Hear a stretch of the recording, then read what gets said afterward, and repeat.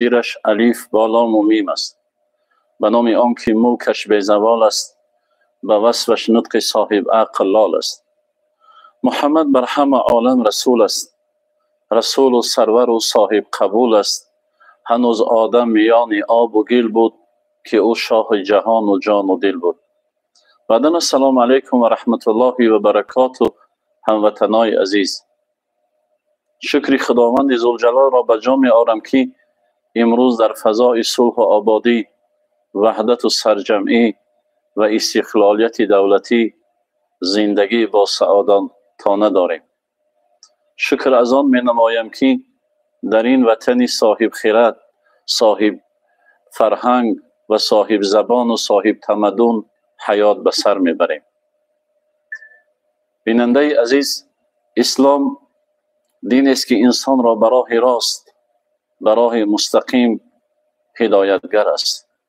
اسلام دین رحمت است، اسلام دین سعادت است، اسلام دین صلح و وحدت است، اسلام دین پاکیزگی و پاکدامنی است. اسلام خواهان آن است که مردم پاکترین و بهترین نعمت زندگی را استفاده ببرند و در بهترین مقام زندگی حیات به سر ببرند. دین اسلام عاری از عیب و نقصان است. دین اسلام عاری از حرام است. دین اسلام مردم را به زندگی با سعادت و به لقمه پاک و به صلح و دوستی دعوتگر است.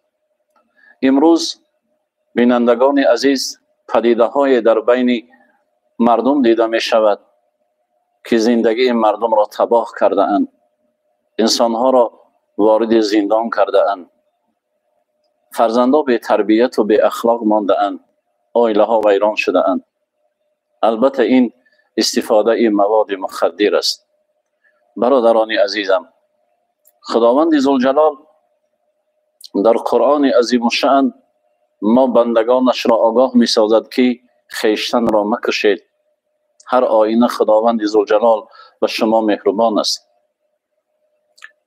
یعنی انسانی که در حیاتش عقل خویش را تیره می کند، جسم سالمی که پروردگار ذوالجلال برای او داده است به قدر او نمی رسد، به قدر زندگی آسایشته اش نمی رسد، او در عذاب خدا گرفتار است. پیامبر خدا صلی الله علیه و سلم بیان میکنند که هر چیزی نشأه آور این خمر است و هر نشأه آور حرام است. برادر عزیزم، خداوند ذوالجلال حلال و حرام را معین کرده است. راه صراط مستقیم را برای بندگانش معین کرده است.